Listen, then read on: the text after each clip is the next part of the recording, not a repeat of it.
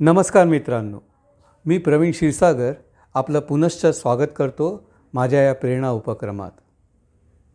आज आपण जे संवाद साधणार आहोत ते आहे जागरूकता, ध्यान.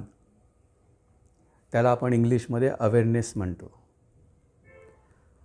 कोणीतरी खूप छान म्हटलेलं आहे की अवेअरनेस इज अ मास्टर की of all your happiness, all your success. It depends on that.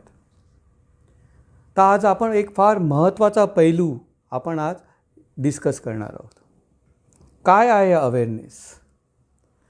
आपण प्रत्येक गोष्ट म्हणजे आपल्या पंचकर्मामधून जी होते ती जाणीवपूर्वक जर आपण कोणतीही गोष्ट, कोणतंही काम, मग ते ऑफिसमधलं असो किंवा तुमच्या पर्सनल लाईफमधलं असो की कोणाशी संवाद साधणं असो, जर आपण ते ज्याला व्यक्त स्वरूपामध्ये आपले मनातले विचार हे ज्यावेळेला आपण मांडतो त्यावेळेला आपण फुल्ली अवेअरनेसनीच आपण ते गोष्ट केली पाहिजे.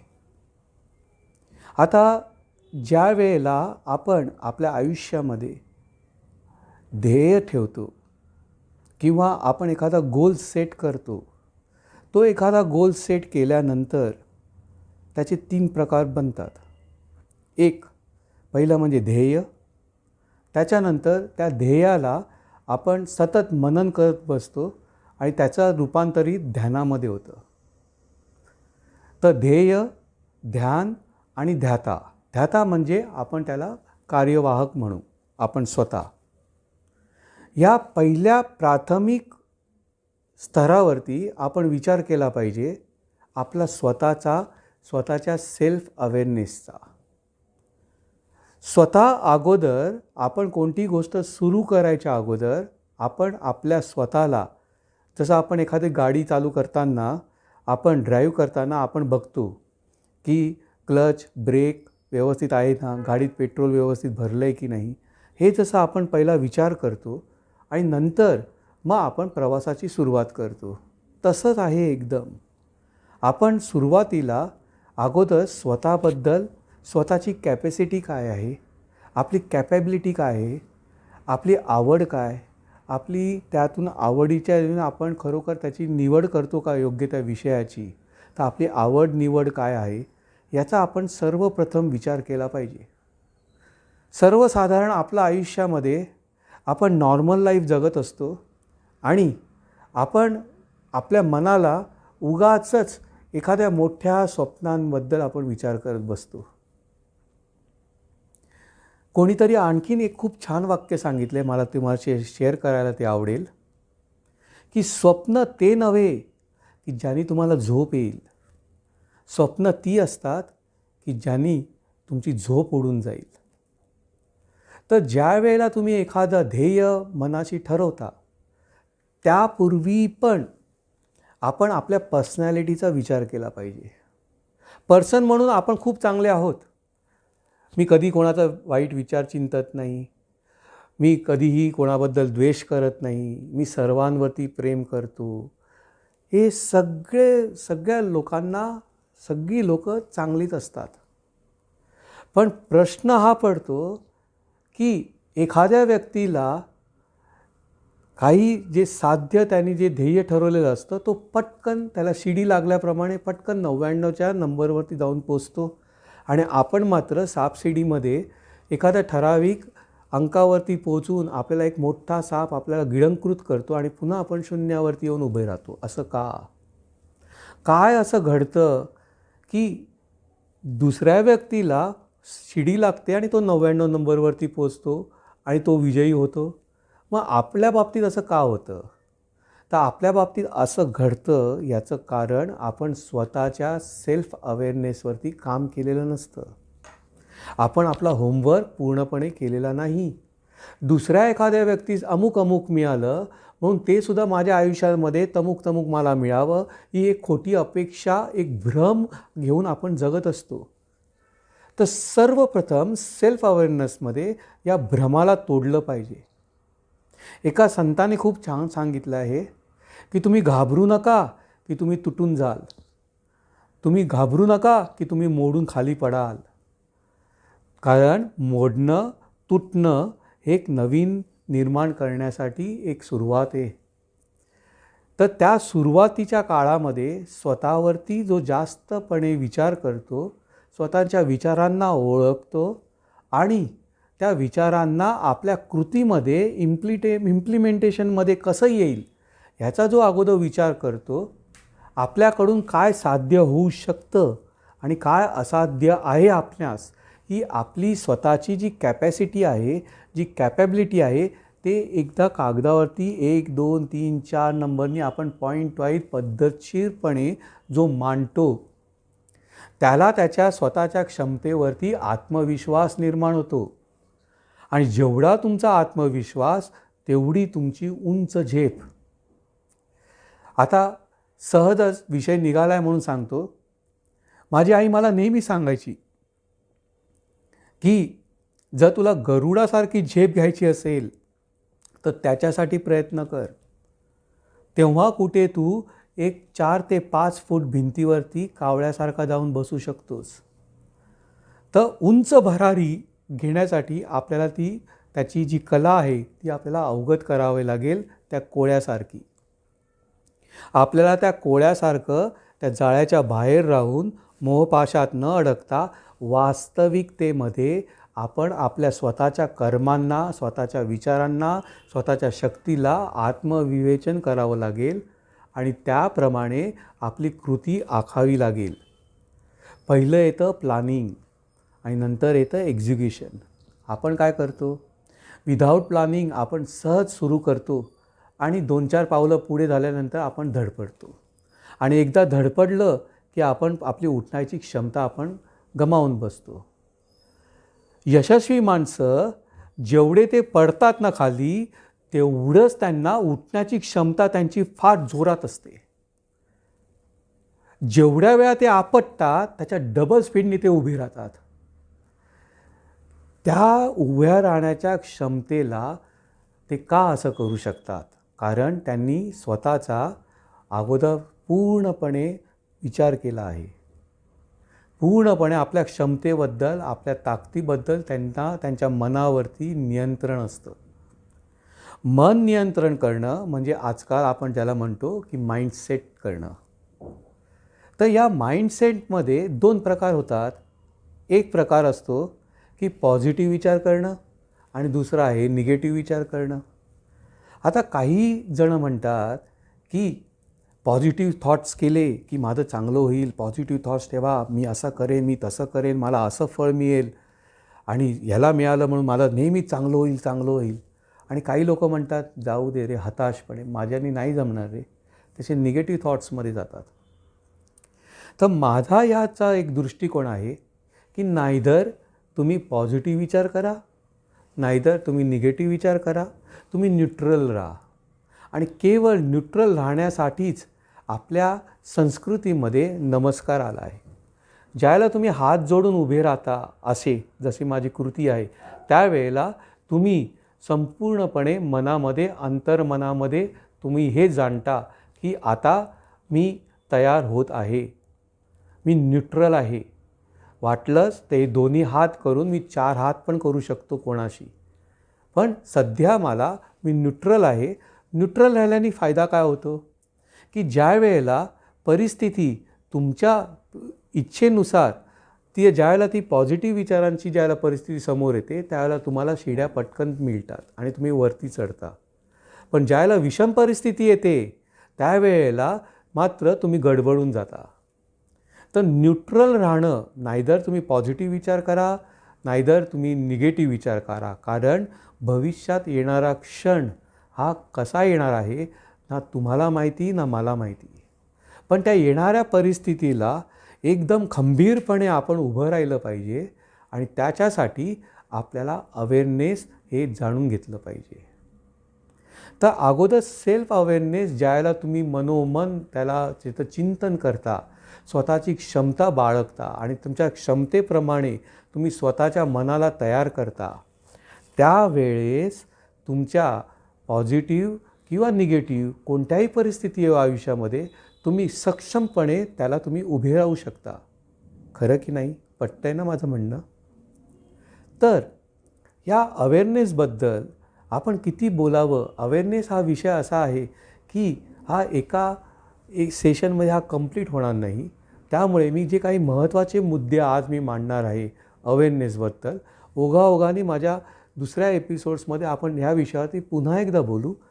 पण प्रारंभिक ज्या वेळेला आपण एखादी गोष्ट ध्येय म्हणून आपण ठरवतो, ती गोष्ट करायची आहे, त्यावेळेला एकतर तुमच्या अंतर्मनातून एक आवाज उठला पाहिजे, एक प्रेरणा आली पाहिजे की येस आय कॅन डू दिस. आता लोक म्हणतात की नाही रे, माझ्याने नाही होणार, मी अपयशी आहे, माझ्या जिथे जिथे हात घातला तिथे तिथे मला अपयश मिळतं. त्या लोकांना मला एक जरूर सांगावंसं वाटतं की आपण सर्वजणं 9 महिने, 1-2 नाही, 9 महिने आपण आपल्या आईच्या उदरामध्ये आपण राहिलेलो आहोत. आणि ज्यावेळेला आपण जन्म घेतो तेच तर मोठं यश आहे. अहो, तुम्हाला देवाने काय नाही दिलं आहे? तुमची सर्व अवयव ठीक आहेत, तुमचं शरीर शक्तीने भरलेलं आहे, तुमचं मनामध्ये ती बुद्धी करायची क्षमता दिलेली आहे. असं ईश्वराने तुम्हाला संपूर्ण आशीर्वाद देऊन या जगात पाठवलं आहे, तरीसुद्धा तुम्ही अपयशी समजता स्वतःला. अहो, तुम्ही जन्माला आला हेच तर मोठं यश आहे. आपण ते आपल्या मनाला सांगितलं पाहिजे की मी हा कालही यशस्वी होतो, आजही यशस्वी आहे आणि उद्याही मी यशस्वी राहणार आहे. कोणताही क्षण हो, त्याला मी सामर्थ्यपणे त्याला फेस करीन. जसं एका इंग्लिशमध्ये किंवा हिंदीमध्ये माझ्या मते एक खूप चांगलं वाक्य आहे, ते शेअर करू इच्छितो.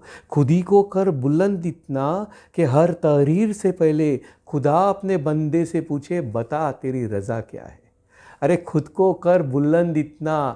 परिस्थिती कोणती असो, त्या विषम परिस्थितीमध्ये पण जो खंबीरपणे उभा राहू शकतो, तोच खरा पुरुषार्थ, तोच खरा पुरुष.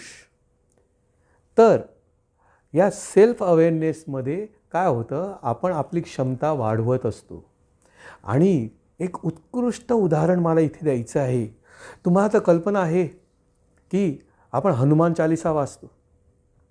हनुमान चालिसामध्ये काय झालं होतं, ज्यावेळेला राम आणि त्यांची सेना ही ज्यावेळेला समुद्राच्या किनाऱ्यावरती येऊन थडकते आणि पुढे तो अथांग समुद्र आहे, लंकेचा कुठे नामो निशाण नाही आणि समुद्र पार करता येत नाही, त्यावेळेस आपण काय करायचं?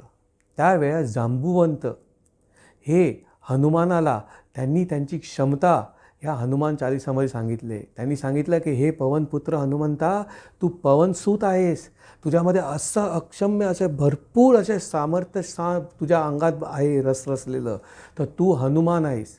आणि जसजशी त्याची स्तुती तो करू लागला, त्याची प्रशंसा करू लागला जांबुवंत, आणि त्याला त्याच्या शक्तींची ओळख करून देऊ लागला, तसतसा तो हनुमान बघता बघता एवढूशा आपल्या 5 फुटापासून तो थेट आकाशा एवढा झाला तो. आणि नुसती एक चुटकी वाजवली आणि संपूर्णपणे एक उडी मारली, समुद्र तो काय असे 7 समुद्र पार करून गेला असता. त्या हनुमानाची इतिहास ऐका, ते आठवा, आणि मग तसंच त्याची जी शक्ती आहे त्या हनुमंताला नम्रतेपणे विनंती करून आपण स्वतःचं सामर्थ्य वाढवा. त्याला म्हणतात सेल्फ अवेअरनेस. असे कोण मी कोठोनी येथे आलो, कळेना म्हणूनही बहुकष्टी झालो. तर स्वतःच्या मीला अगोदर ओळखा, स्वतःच्या चांगल्या क्वालिटीज काय आहे ते ओळखा, त्या लिहून काढा एका कागदावरती, आणि मग त्याच्यावरती आत्मचिंतन करा. आत्मचिंतन जर तुम्ही करायला इच्छा नाही आहे तर तुमच्या आयुष्यामध्ये आपण काहीही करू शकत नाही. मी एक वेळ झोपी गेलेला जो माणूस आहे ना, त्याला मी जागा करू शकतो. अहो, पण जो झोपलेल्याचं जे ढोंग करतो आहे त्याला बरं कसं उठवायचं आपण? तर हे आपलं आयुष्य आहे. आपल्याला ते चांगल्या रीतीने आपल्याला देवाने जे आयुष्य दिलेलं आहे ते स्वकल्याणासाठी तर आहेच आहे, पण परकल्याणसुद्धा व्हायला पाहिजे, परोपकारी व्हायला पाहिजे. आपण दुसऱ्यांच्या कामी आपल्याला उपयोगी आलं पाहिजे. त्याच्यासाठी एक रिस्पॉन्सिबिलिटी आपल्याला घ्यावी लागेल. आणि जर तुम्ही रिस्पॉन्सिबिलिटी घेण्याची क्षमता तुमच्या मनामध्ये तयार केलीत तर तुम्ही चांगले उद्योजक बनू शकता. चांगल्या नोकरी करताना तुम्ही उच्च पदावरती जाऊ शकता. आपण सर्वसाधारणपणे नोकरी करणारे म्हणतात मला प्रमोशन मिळत नाही, उद्योजक सुरुवात केली म्हणतात मला यश मिळत नाही माझ्या बिझनेसमध्ये. अरे पण जर तुम्ही स्वतःच्या सेल्फ अवेअरनेसमध्ये जर हे ठरवलं की मी उद्योजक बनणार आणि उद्योजक बनल्यानंतर कमीत कमी 10 कुटुंबांची रिस्पॉन्सिबिलिटी मी आज घेणार आहे, ही ज्या वेळेला क्षमता तुम्ही तुमच्या मनाला बिंबवता तर तुम्ही 10च्या ऐवजी 20 कुटुंब तुम्ही पोसू शकता. पण आपण काय करतो, उद्योजक मी बनतो स्वतःच्या स्वार्थासाठी, स्वतःच्या कुटुंबासाठी. तर जेवढे जसे विचार, जशी जशी स्वप्न, तसंच त्याचं फळ. कारण निसर्ग आपला नेचरचा एक लॉ आहे. तुम्ही जेवढं जेवढं काही कराल तेवढंच तुम्हाला फळस्वरूपी मिळेल. तर आपल्या जशा भगवद्गीतेमध्ये कृष्णाने सांगितलं आहे की तुम्ही तुमची कर्म करा, फळाची अपेक्षा करू नका, तुम्ही सर्वोत्तम बना. या सर्वोत्तम बनण्यासाठी कधीकधी आपल्या मनामध्ये हा विचार येतो आणि आपण फ्रस्ट्रेशनच्या मूडमध्ये आपण निघून जातो. काय करावं, काय नाही करावं, काय योग्य, काय अयोग्य हे कळत नाही आपल्याला.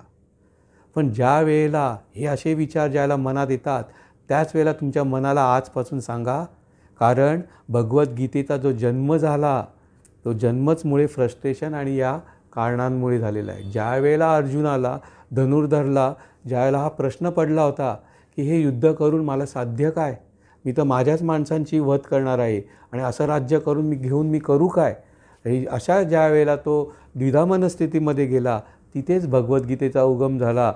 तसंच या प्रेरणा या उपक्रमामध्ये सुद्धा आपण आपला इतिहास साक्षी धरून आपण आपला अवेअरनेस या विषयावरती आपण आज चर्चा करत आहोत. तर अवेअरनेस हा खूप मोठा विषय आहे. अवेअरनेस करण्यासाठी अगोदर आपल्याला प्रथम एक गुण आपल्याला घ्यावा लागेल की प्रामाणिक असणं. आपण सर्वजण स्वतःविषयी खूप मोठे भ्रम घेऊन जगत आलेलो आहोत आजपर्यंत. मी अमका, मी तमका, माझ्यामध्ये हे आहे, माझ्यामध्ये ते आहे. पण खरंच आपल्याला प्रामाणिकपणे आपलं स्वतःचं आत्मविश्लेषण करण्याची गरज आहे. स्वतःला प्रामाणिकपणे सांगावं की माझ्यात योग्य काय आणि अयोग्य काय. तुम्हाला जर मी आत्ताच कागदावरती सांगितले की 5 चांगले गुण तुमच्यामधले लिहा आणि 5 वाईट गुण लिहा, मी खात्रीने सांगू शकतो तुम्हाला तुम्ही 3 नंबरच्यावरती काही लिहू शकणार नाहीत. कारण आपण आपलं आयुष्य एका भ्रमात जगलेलो आहोत. तो जो भ्रम आहे तो भ्रम संपूर्णपणे आपल्याला फोडून काढायचा आहे. घाबरू नका की तुम्ही तुटून जाल, घाबरू नका की तुम्ही मोडून जाल. कारण आज जी पहिली पायरी आपण करतो आहे ते सेल्फ अवेअरनेसवर काम करतो आहोत. आपण स्वतःला स्वतःचं व्यवस्थितपणे ओळखणं. जसं रामदास स्वामींनी सांगितलेलं आहे की नेहमी सत्य संकल्प ठेवावा. आम्ही जे संकल्प करतो ते सत्य नसतं, म्हणून आपल्याला अपयश मिळत असतं. तर रामदास स्वामींनी असं सांगितलेलं आहे, जनी निंद्यते सर्व सोडोनी जावे, जनी वंद्यते सर्व भावे करावे. ज्याच्यामुळे जनांचं कल्याण होईल, जनांची जी प्रशंसा होईल ते कर्म आपण करावं, ते आपण विचार ठेवावे. असे ज्यावेळेला शुद्ध विचार आपल्या मनामध्ये स्थित होतात, प्रामाणिकपणे आपण त्याचं आत्मविश्लेषण करतो, त्यावेळेला आपल्याला कळतं, एक पहिला दरवाजा उघडतो आणि आपल्याला कळतं की आपल्याला एक कदम पुढे काय करायचं आहे. पण आपण उगाचच आपल्या आयुष्यामध्ये मोठमोठी स्वप्न आपण बाळगतो आणि ज्यावेळेला ती प्रत्यक्षात उतरत नाही, त्यामुळे त्यावेळेस त्या कर्मभूमीवरती कोणतेही धनुष्यबाण किंवा कोणतेही शस्त्र अस्त्र न घेता आपल्याला आयुष्याची आपण होळी करत असतो आणि आपणच आपलं सरेंडर करत असतो की माझ्याने हे जमणार नाही. तेव्हा सर्वप्रथम माझी तुम्हा सर्वांस विनंती हीच राहील की स्वतःचं आत्मविश्लेषण करा, स्वतःवरती प्रेम करा. पुन्हा एकदा सांगतो, स्वतःचं आयुष्य स्वतःच बळकट करा, स्वतःचे विचार स्वतःचे असू द्या. तेव्हा कुठे जर स्वतःचे विचार स्वतःचे असले तर तुम्ही जरी अपयशी झालात तरी त्याचं श्रेय किंवा त्याचं जे आपण प्रत्यारोप करत असतो लोकांवरती की मला अमक्या तमक्यामुळे मला अपयश मिळालं किंवा मला परिस्थितीमुळे असं हताश झालो, माझ्याकडे पैसा नव्हता, माझ्याकडे अडका नव्हता, माझ्याकडे काही सपोर्ट नव्हता तर मी आयुष्य जगू शकलो. तर स्वतःला त्या हनुमंतासारखं बलवान बना. स्वतःचा आत्मविश्वास इतका प्रगल्भ करा की तो 7 समुद्र पण आपण पार करू शकू. तो 7 समुद्र म्हणजे दुसरं काही नाही, तो अपयशाचा समुद्र आहे. त्याला पार करण्यासाठी हवे ती उडी मारावीच लागेल, उंच भरारी घ्यावीच लागेल आणि त्याच्यासाठी अवेअरनेस अवेअरनेस अवेअरनेस प्रत्येक गोष्ट जागरूकपणे केली गेली पाहिजे. मी तर म्हणेन ज्यावेळेला स्वप्न पण जर तुम्ही बघाल ना, तर ती स्वप्न पण तुम्हाला त्या जागरूकतेचीच पडली पाहिजेत. असं ज्या वेळेला पॅशनेट व्हाल, स्वतःच्यामध्ये नुसतं संचार साधेल त्या ऊर्जेचा, त्या प्रेरणेचा, त्यावेळेस आपण सेल्फ अवेअरनेस, आपण आपली पहिलं कृती जी आहे अवेअरनेसबद्दल ती आपण पार पडू आणि आपण एका आपल्या नवीन आयुष्याची एक पहिलं पाऊल आपण सुरुवात करू शकू. असं आहे अवेअरनेस. अवेअरनेस पुन्हा एकदा सांगतो, इट्स अ मास्टर की for all your happiness, success.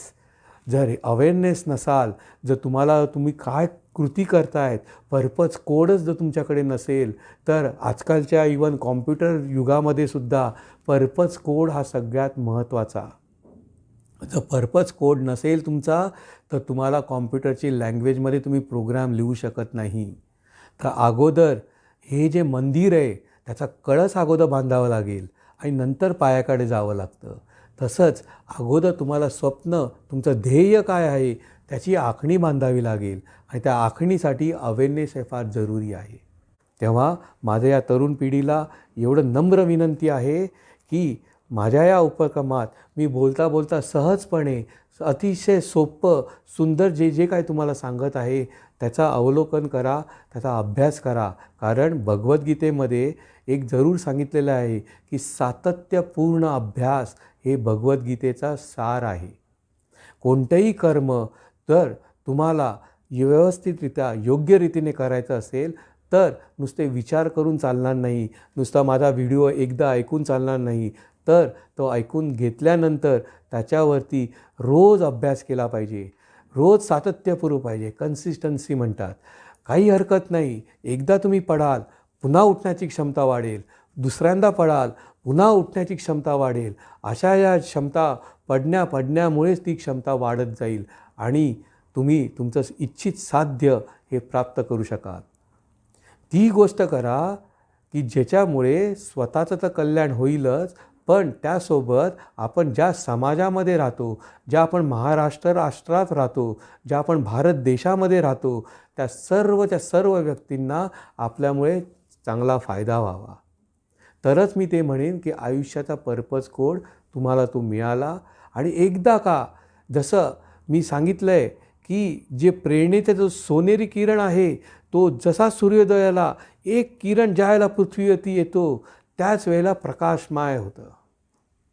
त्याला काहीही सांगायची गरज नाही, काही कोणाला व्यक्त करायची गरज नाही. तो एक सूर्यकिरण अख्ख्या पृथ्वीवरती प्रकाशमान करून टाकतो. तसंच माझी इच्छा ही आहे की तुमचं आयुष्यसुद्धा सर्व प्रकाशमान व्हावं आणि सर्वांना जे जे तुम्ही इच्छा करता, जे जे काही स्वप्न करता, ती सर्वच्या सर्व पूर्ण व्हावं, पण विचारपूर्वक, सातत्यपूर्वक आणि अभ्यासपूर्वक.